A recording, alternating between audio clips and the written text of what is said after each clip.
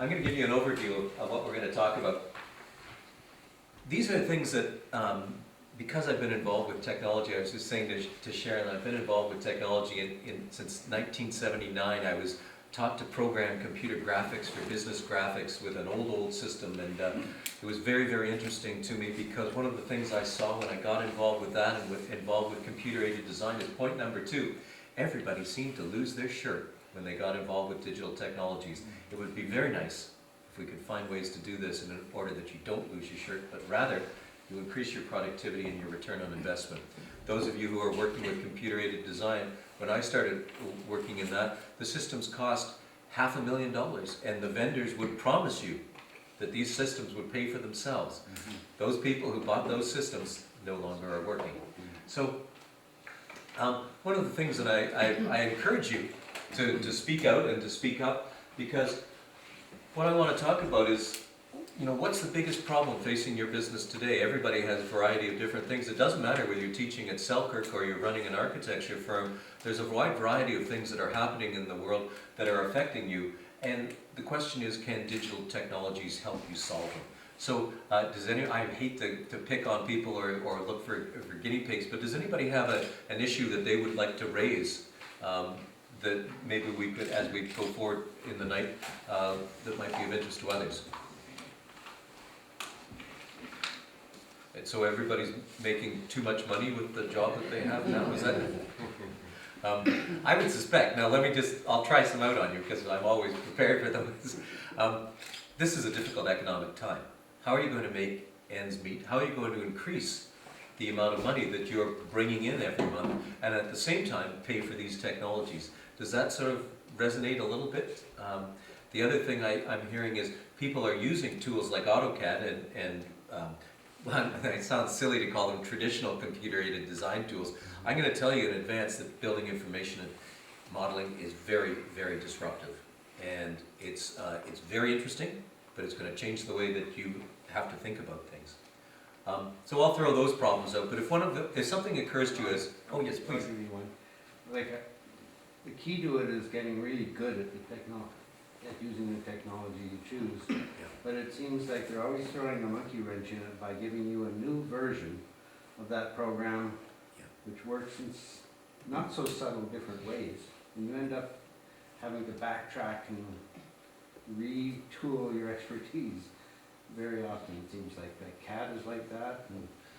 I find Microsoft Office is like that. In fact, learn Word and you've got to learn it over again. I actually resist very strenuously upgrading versions now because I just find it is so totally disruptive. So that's we're trying to think about when you upgrade and how you upgrade is going to be very important as we move forward.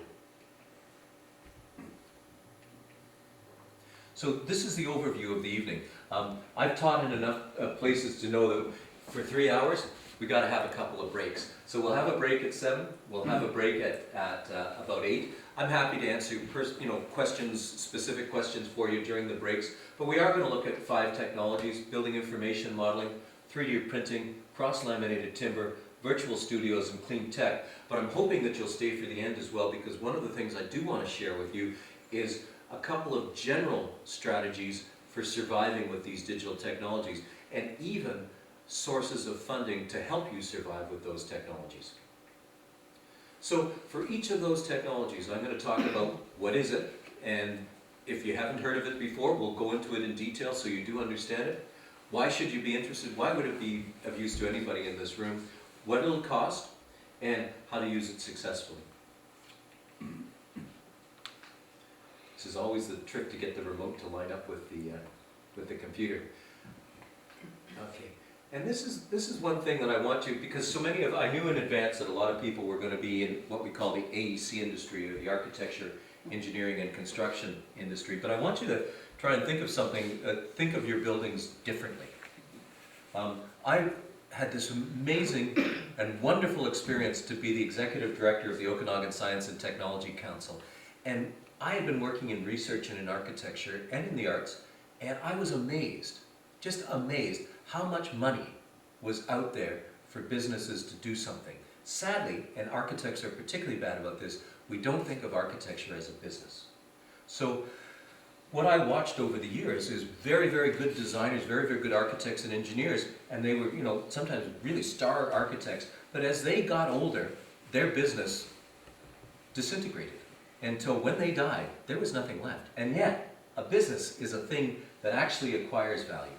And a business is a thing where you've got a collection of products and services.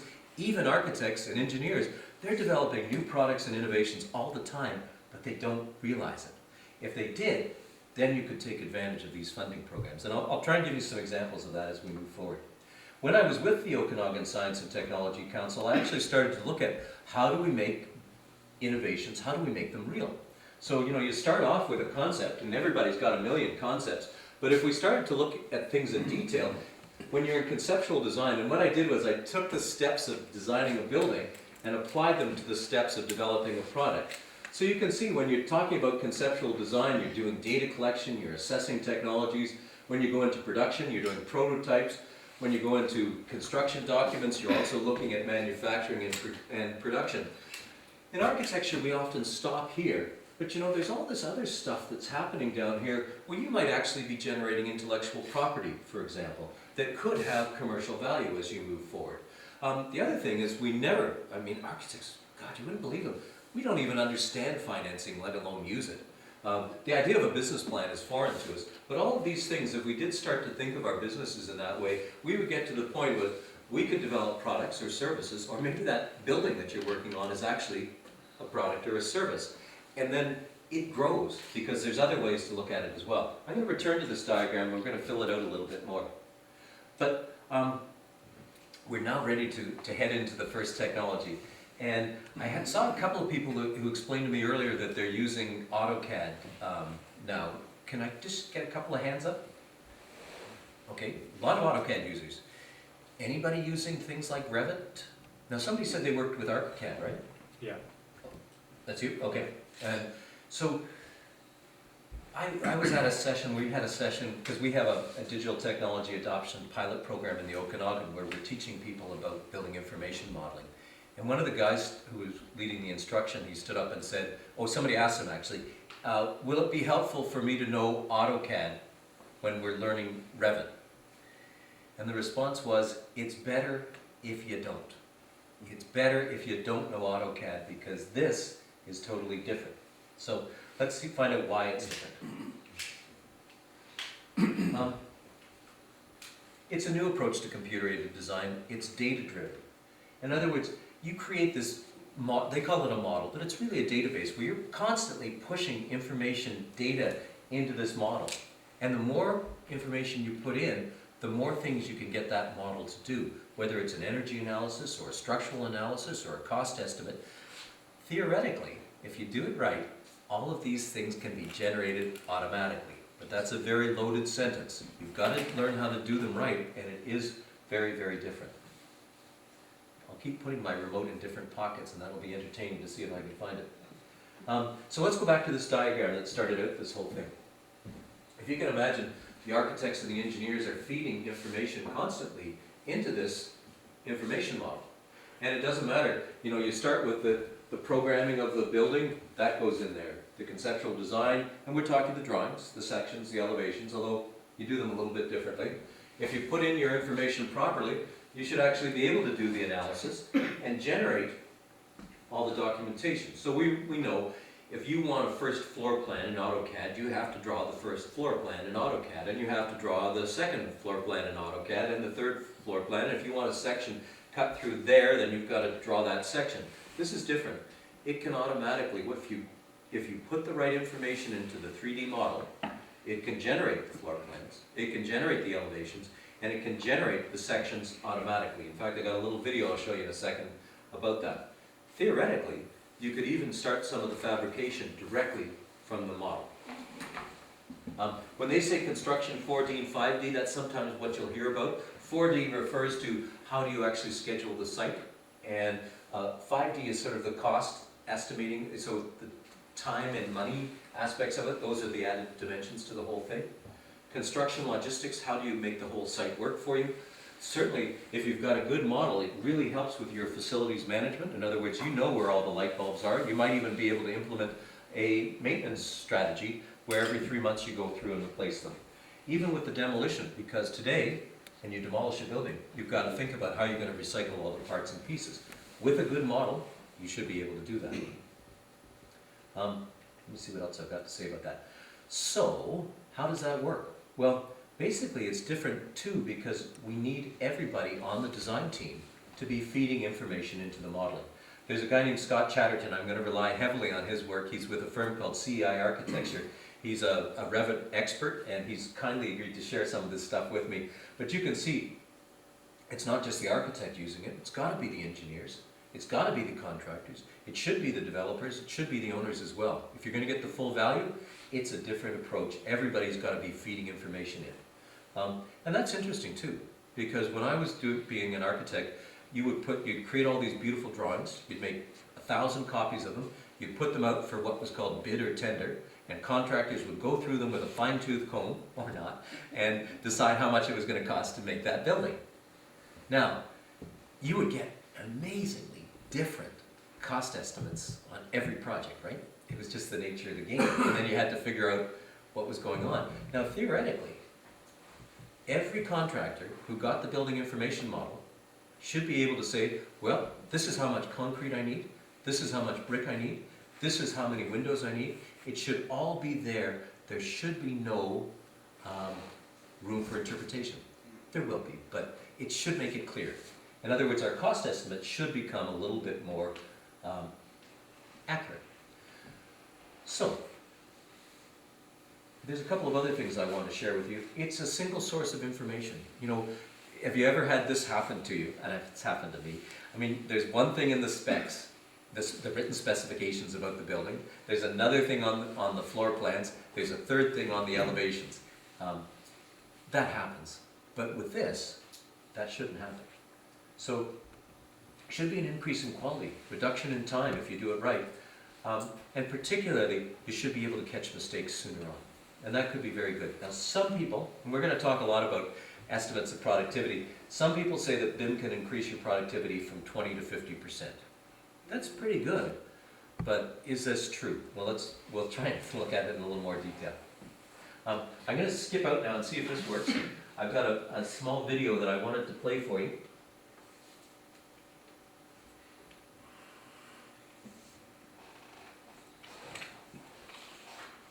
And again, this is Scott Chatterton. I'm going to speed it up a little bit. You'll get sick of this hotel model, but watch this section line. He's drawn the section line, it automatically generates the section, then he goes back and he moves the section line, so all of a sudden we're looking at a different section automatically. That happened sort of just like that. Couldn't really do that with AutoCAD. Now he's zooming in, and he's doing some really interesting stuff here. Actually, I'm going to slow it down for you, sorry.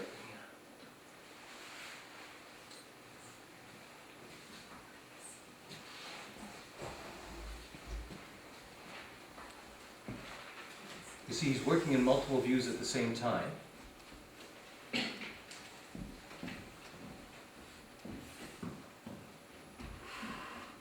you can see some of the differences. All of this information is about the first floor plan. You see the tools, some of the tools are different as well. He's starting to look at the doors here.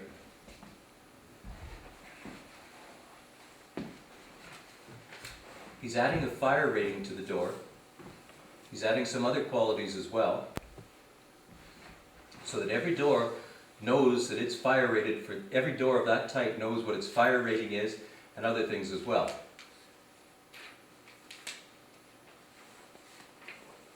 Even the thickness of the door is being added in, the width of the door. You can move them around in order to say which one's going to be presented first.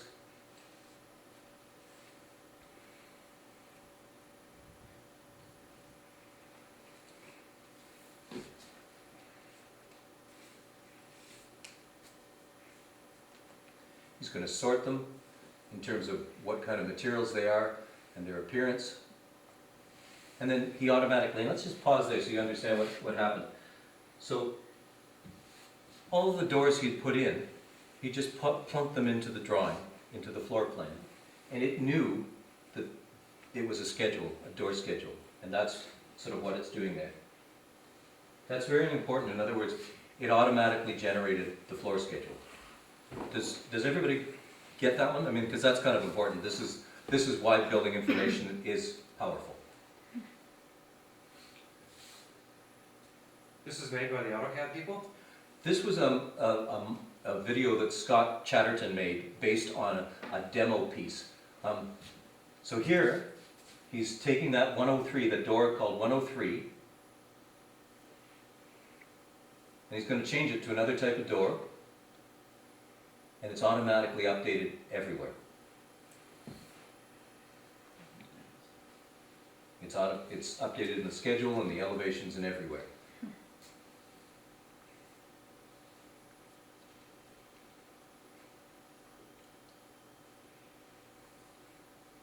He's just sort of starting to change its type, so now he's turned it into a double glass door. Again, it was automatic. He went into the schedule, changed it there, it automatically appeared changed on the drawing. It would appear in the elevation and any of the 3D models as well. So this is kind of cool stuff. And that like so often, you'll have a door schedule, somebody will change a door, but they forget to update the schedule. Here it's all connected. Let's see what else he's got going here. Yeah, now here again, it's the same model. You know how difficult it is to generate perspectives in 3D models, but he just took a view just as quickly as that into the dining room of this hotel. Now he's adjusting the view as well. Now he's shading it, and now he's also putting it into continuous color. All of this is actually usually very difficult to do, and there it's even shaded a little bit as well.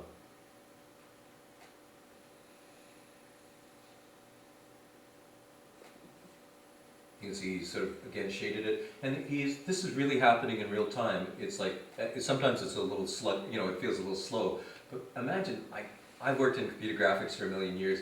For the speed of this, to be able to cut a section and be able to see into the stairs like that, really is remarkable. So you can see he's just sort of peeling off the walls to look into the building as far as he wants to go.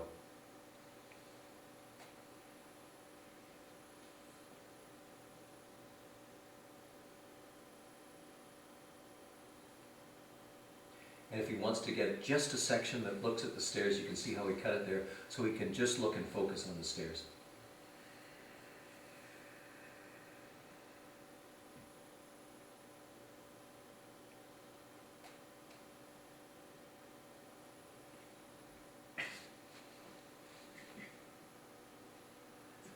So this will give you a pretty good idea of some of the capabilities of building information modeling.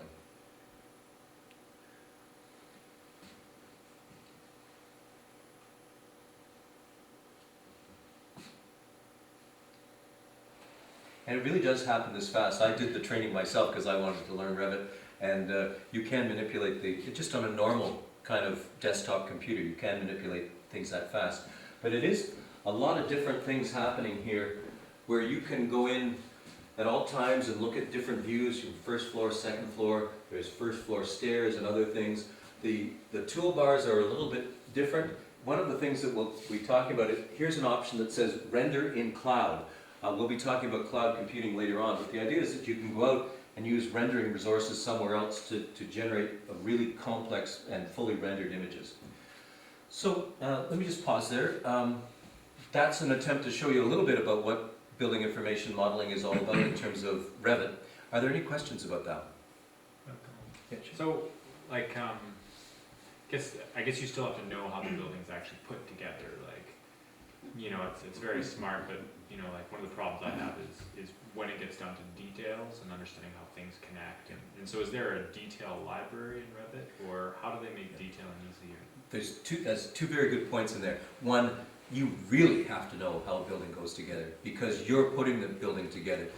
Sometimes you can get away, well, if you haven't been doing buildings for a long time, you may draw a section and a floor plan that don't quite work together. But here, you don't have any room to move.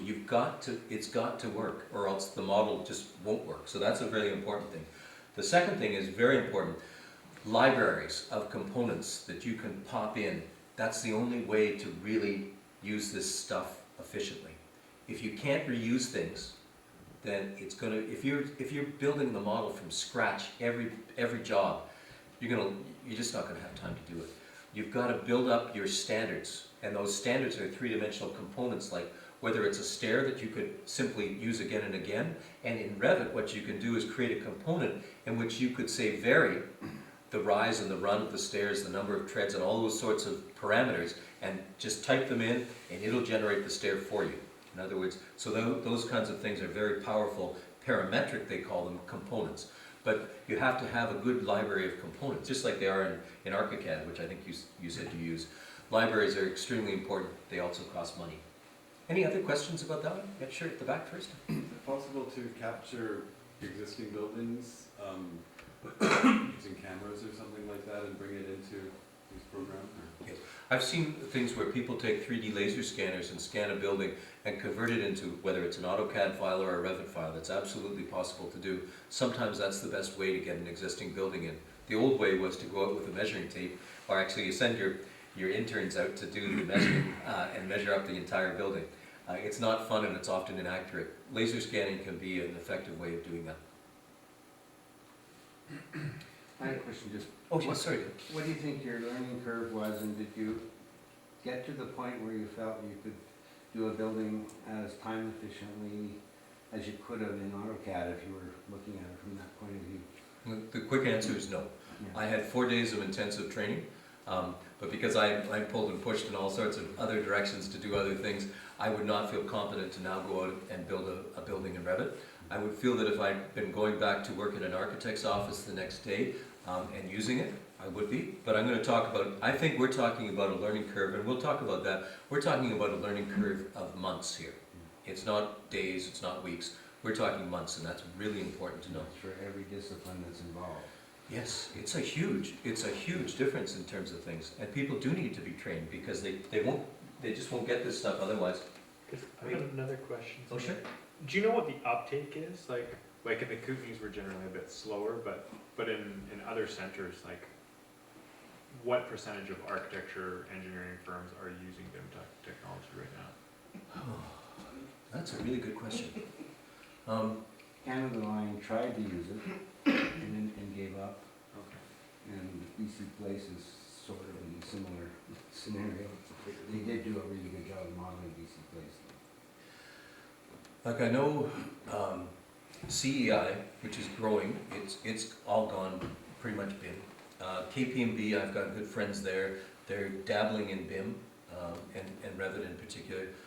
So we're seeing it's going to happen at the big firms first, and that's bad news for the small firms, because the big firms can absorb the costs, and when a client starts saying, I need the project done in BIM, how are you going to respond? That's the real danger here, that you won't be able to respond.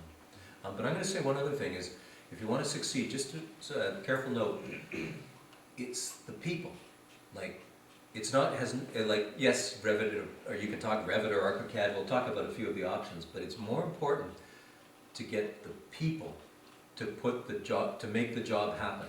It does matter what the software is, but it's really important that you have somebody on the team who wants to make this happen. I believe that CEI really benefits from the fact that Scott Chatterton is there day in, day out, advocating for BIM. Without that, I don't think they'd be doing nearly as well. So let's see what we got next. There are other packages. Here's the problem, just, you guys probably know this, but Autodesk, if something is happening in computer graphics, Autodesk simply buys it. I used to work, do things in computer animation, and there was a great company out of Toronto called Alias, and they did wonderful things. They had a product called Maya, so Autodesk bought them. Softimage in Montreal, they were a great animation company, so Autodesk bought them. Revit was a little company out of Boston, and it produced this software, and all of a sudden, well, AutoCAD bought them. AutoCAD, sadly, is starting to monopolize the AEC industry, and it's sometimes worrying. Graphisoft ArchiCAD, I've worked with that. It's great software. But what happens when the client says, I need it in Revit? It's a difficult thing. Gary's Technologies, that is a spin-off of Frank Gary's work. Very interesting stuff. If you're really doing the wild and wacky shapes, you might want to look at that one. Vectorworks has been around in various forms. It's used a lot by the people at BCIT. So there's a lot of BCIT grads out there who know Vectorworks quite well. Bentley Architecture or MicroStation, it's another good one that's out there. It's it used to be much higher up on the list in terms of the number of people using it. And then if you really want to do weird, wonderful, bizarre stuff, Rhino is this software that's out there you might want to check out. They're making a BIM version. If you've ever seen the Art Gallery of Edmonton with its wonderful, wild curves, it's done in Rhino. Is there any open source?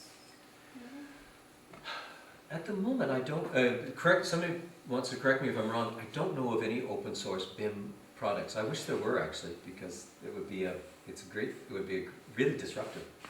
As a student, you can get it, you Yeah. can get around it, but You might want to check out DraftSite by Dassault.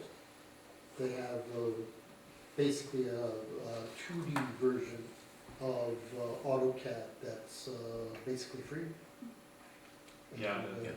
They're definitely free kind of computer-aided design software. SketchUp is one of the ones that you can download for free, and you can, even if you're a student, get the pro version. It's great for doing simple 3D models. In fact, it's actually fun to use. It's not building information modeling though, sadly. The DWG export seems to be the problem with any free programs, is that you won't get that export, and that makes it hard to communicate with the engineers. DWG is a format used originally by AutoCAD for moving drawings back and forth between things, and so that's a bit like knowing how to move drawings and files back and forth is actually a very important aspect of all of this. So when you buy any piece of software, make sure you know what it can translate to, so that you can work with your engineers or your architects. So for example, if your architect was using Rhino and you were using AutoCAD, you'd probably have some difficulties. And these are the things that you need to check out. As you'll see in a moment, it's actually all of these things are very expensive. Now, we are embarking in the Okanagan on this productivity survey. So we train 10 firms. They all are using Revit. And now every month for 6 months, a student from Okanagan College is going to go in and talk to them about where they saw differences in their productivity. So I went into the literature and I collected all of the things that people were saying about BIM to see if we found any evidence of those things. So some of the key things are, and there are lots of potential benefits, we want to find out whether they actually occur. But understanding the design, increasing the quality, and improving the budgeting and the cost estimating are all the things that people have said. They've also said that, and I think this might be the real reason, is that you really should be able to reduce the number of changes during construction and the conflicts during construction and the coordination problems during construction. Anybody who's worked on a building site knows if a problem occurs on the site, it's going to cost a hell of a lot of money. If you can solve it while it's still on paper or it's still in the design phases, you can save your firm really a lot of money. I don't think on a construction site, I don't think anything can cost less than $100,000 if you make a mistake in the drawings. I think that's just part of the game. But this is really important. So if you can get a model that helps you avoid problems on the site, then that could make it all worthwhile. So let's maybe even be reasonable for a minute and say, if you avoid a $10,000 problem on the site because of your building information model, then you've actually paid for the cost of the software, at least for that year. The other benefits, accuracy. And this, though, is the one that really interests me. Less time drafting and more time designing. And at first you think, well, that's good. Designing is fun, but you have to think about this. You've got to think about everything in terms of that model. It's, when we draw lines on paper to represent the building, those things, they carry, how can I best explain? The lines hold a lot of information just because people know what those lines mean. But here, you've got to actually specify what everything means. Now, if you have a good library, that's easy.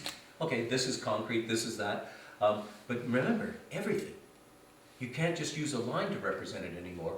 You can't just use a few lines to represent a three-dimensional model. The model has to be there. So when you turn it around, it's a complete model. So more time designing is actually kind of a double-edged sword. As a friend of mine at KPMB said, if you don't keep the model up to date, it's virtually useless. So that's a very important thing to think about. I don't know we are asking people about safer work sites. I don't really see how that one applies, but I thought I'd include it. It depends the way the building's designed. Pardon me? Depends what way the building is designed. Yeah. Which makes it safer workplace. Yes, it really does.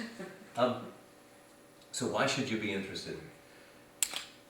I think in the long term, after you've gone through the steep learning curve, it will improve your productivity, it will reduce your mistakes. But the major reason is a lot of the industry is moving in that direction. Remember when there was a certain point at which clients said, I want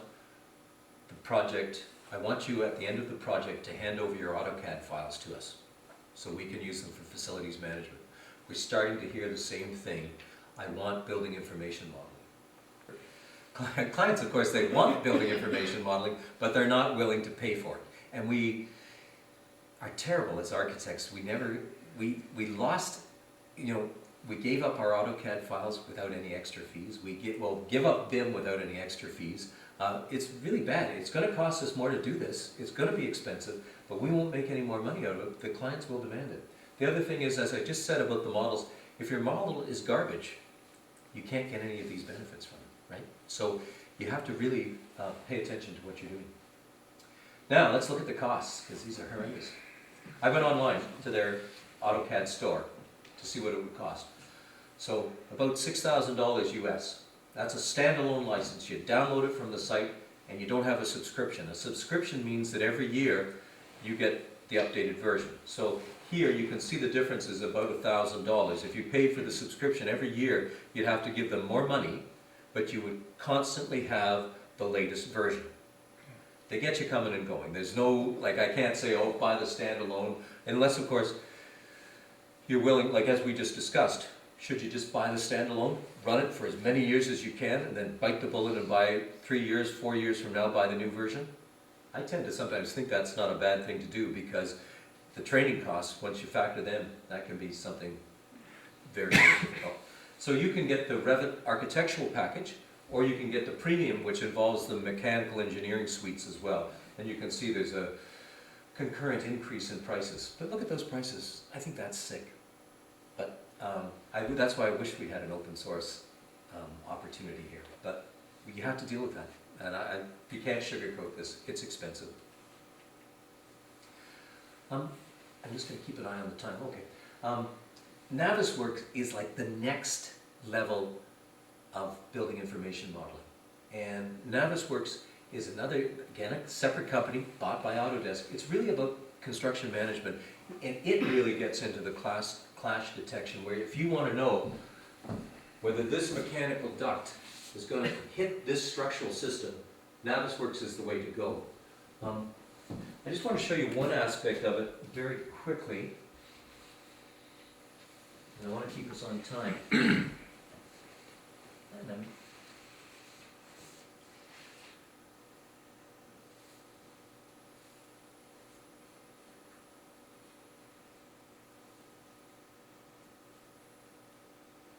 going to move this along a little bit here. One of the things that Navisworks allows you to do is to do these virtual walkthroughs of your buildings. So you have some of these capabilities in Revit, but this one, it actually takes a person. Here you can see the construction worker, and he is indeed moving through the building. And you set him on a path, and then you basically follow it around to check, this is a visual inspection of the building. And you'll see at certain points that Scott has to turn on and off the collision thing so the guy can go through walls and things, and he turns off gravity at a certain point. So it looks like, it actually is kind of a little bit funny here, but the ability to walk through a building, and this is all happening, it's not like you're waiting 3 minutes for each of these frames to render. This is happening as we watch it happen.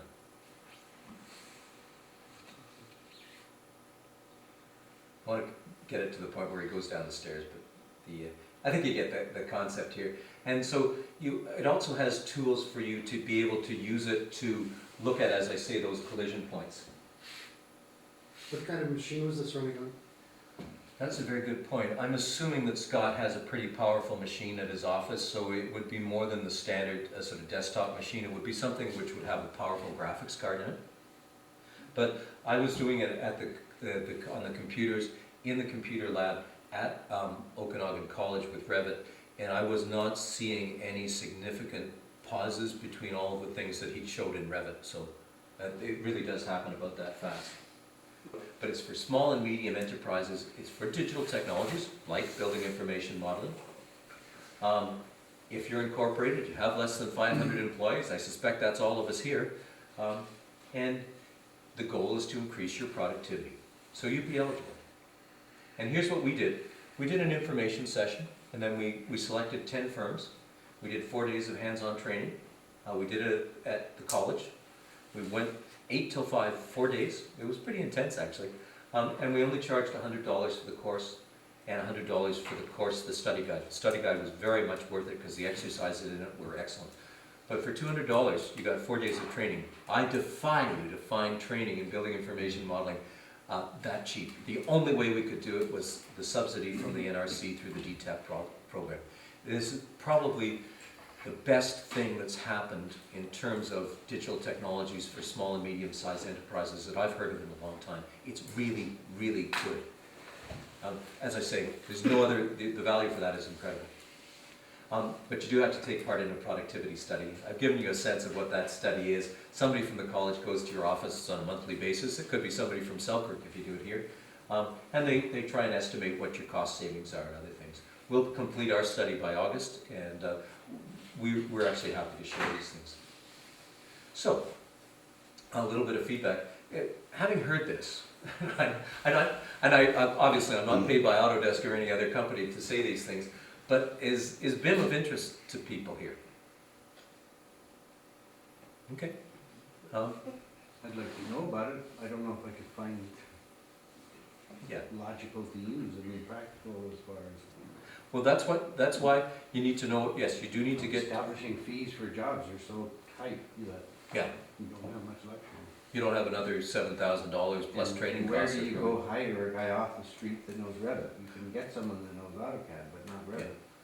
And that's the thing with the DTAP program, it has to be somebody working for you that wants to upgrade their skills. So it's a, Is it, can you, so if I didn't wanna buy Revit 2013, could I buy 2012 at a discount? probably could, you probably get most of it. And Keep that for 4 years or whatever? Yeah. Yeah, and you can do that. I've seen places online where you can buy old copies of the software for a fraction of what the new stuff costs. And that's not a bad way to go if you want to get, if you know, if cost is really important. So, okay. I'm going to jump into 3D printing unless there's any questions about BIM. And you can ask me questions at the break too. Yeah, I guess I'm interested in if BIM can relate to the landscape at all. Like, does it geo-reference the buildings, and can you use it in relation with other spatial? Yes, there has been for years though, the world of GIS and the world of CAD have been two very separate spaces. The theory is that building information modeling theoretically should be able to accept GIS data as well. In principle, in practical terms, there probably is a little bit of difficulty. Thanks. Now this one is a bit more blue sky. If you can even find this online, if you're interested in 3D printing, I'm going to talk about it. This guide is the best thing I've seen. It came out in November. I grabbed a copy and I was glad I did because it was really pretty interesting. So 3D printing, it's pretty simple. You automate. You actually make a three-dimensional object from a computer file. Some piece of equipment makes this thing for you. So again, I've got a little video for you. It comes courtesy of the Make people. And let's bring that to full screen. And play. So here you can see, this is printing out that little part. It's depositing this little bits of material on top of it. And you can see, actually, just so you know, the objects aren't very big. We're talking about a size of about like this. So those things, it's not like they're a meter tall. They're really about 8 by 8 by 10. So these guys tested 15 of these different machines. You can see the size of the different things. And they tested them all in the same sort of complex files to see what they would do, and depositing materials in various ways, shapes, and forms. But it gives you a sense of what the things do. And it's really interesting because now it's coming into its own. Do you remember when laser printers first came out and you could do desktop printing? It seemed like a whole, for those of us who were interested in printing, like, it seemed like a whole universe had developed. So these guys took all of these different machines and looked at all of them, and the software as well, and that's kind of important too. This is Tinkercad, which is free, and which is, you can actually work online. Talking to me? These are the horrible plastics involved, and these are some of the things that are I asked you to look at all of these things. I want to talk about them a little bit, but it's fascinating, all of the things that are already out there that you can download. The other thing is, and probably this is a good idea, is looking at service provision. In fact, one of the things about BIM is, if your client says, I need BIM, you might even look for a service provider, because some drafting firms actually do provide Revit services for you. So for example, the guy who taught us at Okanagan College, that's what he does. He's not an architect, but if you need a job done in BIM, he does it for you. So let's jump back in.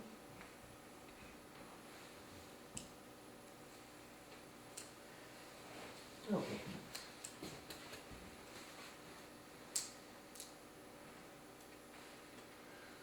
There's two kinds. Somebody actually mentioned CNC at Carleton. Is it? Yeah. CNC stands for Computer Numerical Control, and it means that a computer is controlling some kind of manufacturing device. There's subtractive ones, and you've seen them actually, lathes and routers and drills and saws. They're all subtractive. Mainly they work with wood and metal. But this new stuff, 3D printing, is additive. It adds layers on top of layers to make these complex shapes. There's three different varieties. Sometimes you're using light to fuse something. Sometimes you're using lasers. Sometimes you're just actually melting something, some sort of plastic, and then putting it on layer by layer. But they all work the same. Layer by layer, they build up these complex shapes. It is really the future of manufacturing and specialty construction. You may find that architects in the future say, oh, well, I want this particular detail, and I want it done through this kind of printing device. I don't think we're there yet, but I wouldn't be surprised to see that. But if you thought that digital downloads and the internet were disruptive, this promises to be even more so. Imagine if you've put your heart and soul into developing a widget, very complex thing, and it's a 3D form, and all of a sudden one day you're on the internet and you find out that somebody has copied it and is letting everybody else use it for free, downloading it. We really, intellectual property is probably one thing that digital technologies undermine in every instance out there. You have to be prepared for that. But it also means that, I won't pontificate, but it does sort of mean that Canada could regain its manufacturing from having sent it all offshore if we embrace this technology, because it's possible to believe that in the next 20 years, just like you have a microwave in your house, you would have one of these things in your house, and if you break a plate, you simply pour the goop into the machine and it spits out a new one for you. Now there's all sorts of issues involved. Most of this stuff is toxic and you wouldn't want it in your house, but nonetheless, so is the stuff actually you get from China, but that's, I guess, another story. Nonetheless, it is very, very interesting, and it's something that you probably want to know a little bit more about. But the prices, actually, this is cheaper. To get the top of the line printer that those people evaluated is less than the cost of Revit. No, I haven't, not yet. But the sizes are still very small. Here's some of the software that you can use with those things. It's got a solid modeling, which means that if I draw a cube, and if I was to cut that cube, there would be solid material inside it in the CAD file. That's what you want in terms of solid modeling. SketchUp, I mentioned, it's free. AutoCAD 123D is actually free, and so is Tinkercad. Tinkercad is interesting because it actually runs right off the web. But those things create the kind of files that a 3D printer can read. So how to use it successfully? I'm going to be a broken record. Training and user groups. They're the best ways to do anything. But I would actually say, again and again, if there is an open source alternative, try it out first because it doesn't cost you. But also, if that was of interest, say everybody here around Selkirk College was interested in, or in the Kootenays, it would be better to have a service bureau than to buy your own at this point in time. There may be money for training using that as well through DTAP if that's of interest to you. I'll just briefly go over these. These come from a book called Fabricated, The New World of 3D Printing. The things that people are making are very complex, and the variety is easy to make a customized version of each and every object. It means that architects and designers can make sort of unlimited kinds of shapes. There really is no restriction on what you can make, except for, of course, it has to exist somehow in the 3D world. I'm going to say that I don't agree with number 6. I actually think that all of these things involve a level of skill, and I especially think that design complex three-dimensional objects is a real skill. But it is portable, and we're starting to see new and different kinds of materials be combined and developed. On the point of 6 that you were saying there, we went to the Nelson campus and they showed us a bunch about 3D printing, and there's actually a free program online where you can download a bunch of photos, so you could take a picture of this cup and take, 20 photos of it, and it'll actually produce the 3D image. So in that sense, and then you can just print it off. It is somewhat accessible for zero scale. Yeah, I know what you're saying. The only thing, well, there's two things. Yes, you could do that, but if you wanted to create something new, there's a lot of skill that's involved.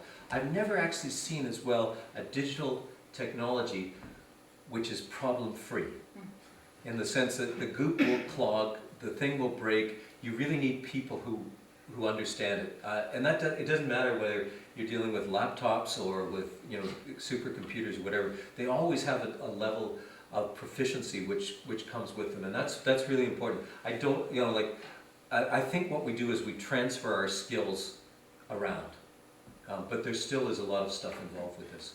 Yes. Recently, I was hearing about people producing guns with this technology, and in terms of producing buildings or objects that have some quality of structural engineering in them, what I'm observing is that it can produce the outline of something, but in terms of it understanding the structural requirements, in terms of the materials that it's being produced with, in terms of the structure that it's being given, Yeah. I wonder. Well, there's two very good points there. Every digital technology has a positive and a negative side. I've heard about being able to produce the guns, although sadly, as a reflection on our culture, it would be much easier to go out and buy that weapon than it would be to make it through a 3D printer. But the other thing is, this is where it all comes together. This is where the things start to come together. You can design, yes, you're right, you can design any complex 3D shape you want online with computer software. There's no guarantee it's going to stand up, however. That's where building information modeling comes in. So you take your 3D shape, you put it becomes part of your building information modeling, and you test it structurally. That's where the real value of all this stuff comes. So that's where they start to knit them together.